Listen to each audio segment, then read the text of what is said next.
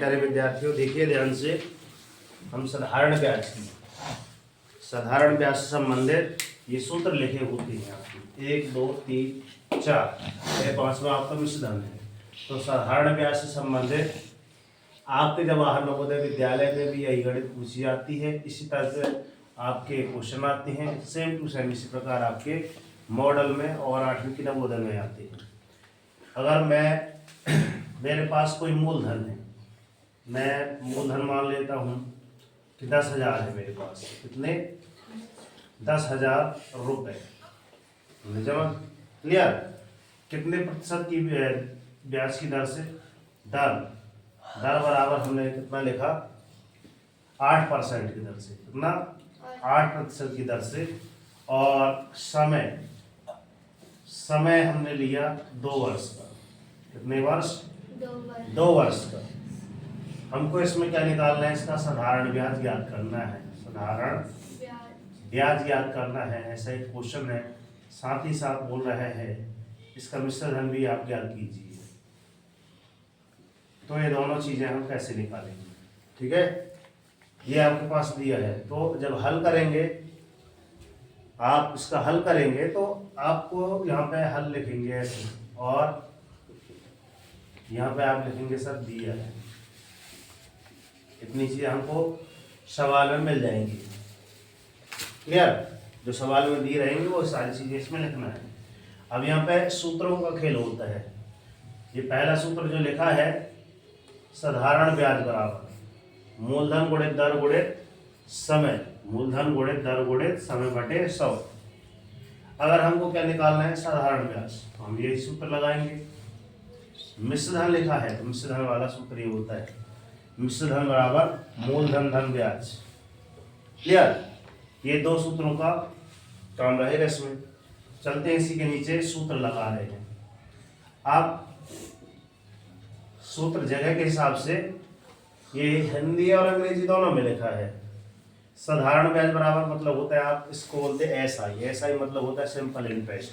क्या होता है? Simple interest. मूलधन को हम इंग्लिश में क्या बोलते हैं? पी से डिनोट करते हैं, अर्थात पी फॉर प्रिंसिपल। फिर दर को बोलते हैं हम लोग रेट, समय को बोलते हैं टाइम। तो मैं ये बड़ा सूत्र ना लगा करके मैं ये वाला लगा रहा हूँ। कौन सा? इंग्लिश वाला, क्योंकि इधर जगह की शॉर्टेज है। P गुणा R गुणा T बटे में 100। अब देखना ध्यान से, P मूलधन ये है, ठीक है, तो इसको हम क्या लिखेंगे? आपका ये P है, और ये क्या था? R है, और ये आपका क्या है? T for time. ठीक है, और साधारण ब्याज मतलब ऐसा ही सिंपल इंटरेस्ट ज्ञात करना है, और ये आपका मिश्रधन। आई बस समझ? अब हम सूत्र लगा दिए। अब इसके बराबर में हम सॉल्व करना चालू कर दिए। P का मान रखिए। P का मान कितना है बताओ?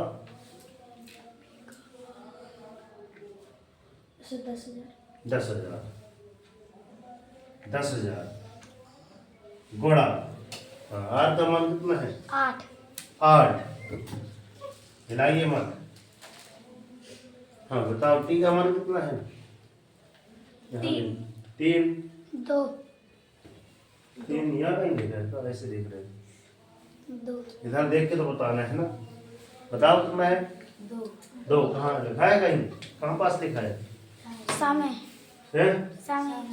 किसके ऊपर नीचे से बताते हैं। किसके ऊपर नीचे लिखा है बताओ? दर के नीचे लिखा है, तो लिखा 2 वर्ष, 2 लिख दीजिए यहाँ पे। और बटे में 100 लिखा था सूत्र में, तो बटे में 100 लिख दिए। अब ध्यान देखना काटते कैसे हैं।